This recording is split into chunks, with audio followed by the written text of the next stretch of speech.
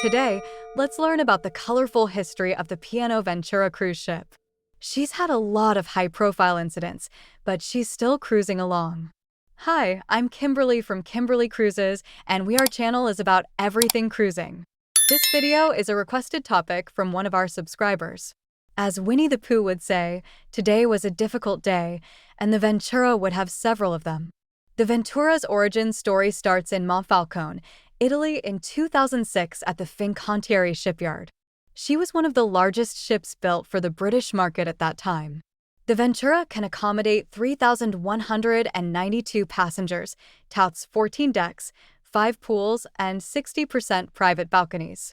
Carnival UK had already purchased P&ocruises under a merger in 2003, and the fleet was under the umbrella of Carnival. Although Carnival kept the familiar name of P&O. Ventura entered service in April 2008 and was christened by her godmother, Dame Helen Mirren. She arrived in Southampton for its first cruise to Belgium on April 11th. That was the start of a timeline of difficult days. Number 1. During a Caribbean holiday voyage in 2008, there were some angry passengers aboard who felt they had been taken advantage of by the cruise line and took it out on the other passengers and the crew. Some passengers paid full price for their tickets and others had deep discounts. When the full-price passengers found out they were not given the same price, it caused a division between classes on the ship. People were very vocal, and the media played it as a rebellion aboard ship. It already sounded like a Carnival cruise. The captain removed 2 unruly passengers from the ship and 3 ports of call had to be cancelled. That's a way to start out your first year of service. Number 2. October 2012, Ventura experienced some rough weather in the Bay of Biscay. The Bay of Biscay is known for its rough seas, severe gales, and fast-moving squalls. And this can happen any time of year. The water is shallow in some places due to the continental shelf extending into the bay. Many ships and lives have been lost in that bay throughout history. It's one of those scary places for sailors. The Ventura suffered damage to the aluminum superstructure deck. That is the part of the ship that is built up above the main deck to make the rest of the ship like some rooms and balconies. Although the damage was not considered significant, some passengers were asked not to use their balconies. I hope they got some type of onboard credit. They pulled into Southampton. She was duly repaired and seaworthy once again. Number 3. October 2014, while leaving the southern tip of the Canary Islands, Ventura lost 2 of her 6 engines, which resulted in a power loss for the ship.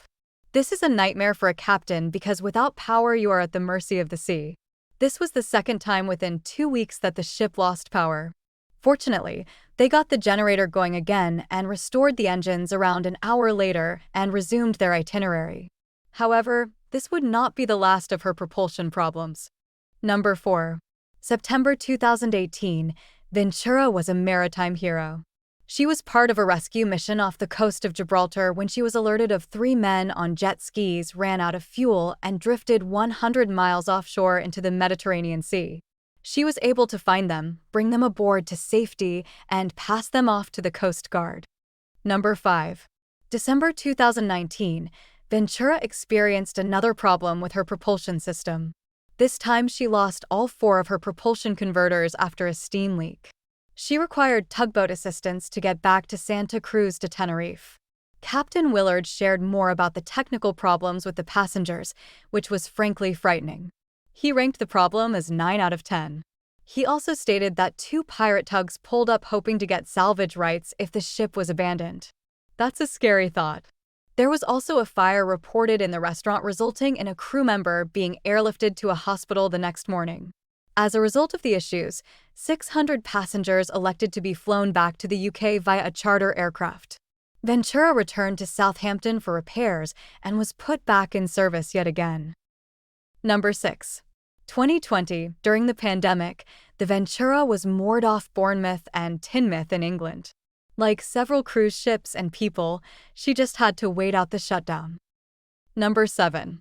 In 2022, it was obvious that Ventura had a chronic propulsion problem. During the end of a 35-day Caribbean cruise, she suffered another power and propulsion failure south of Plymouth.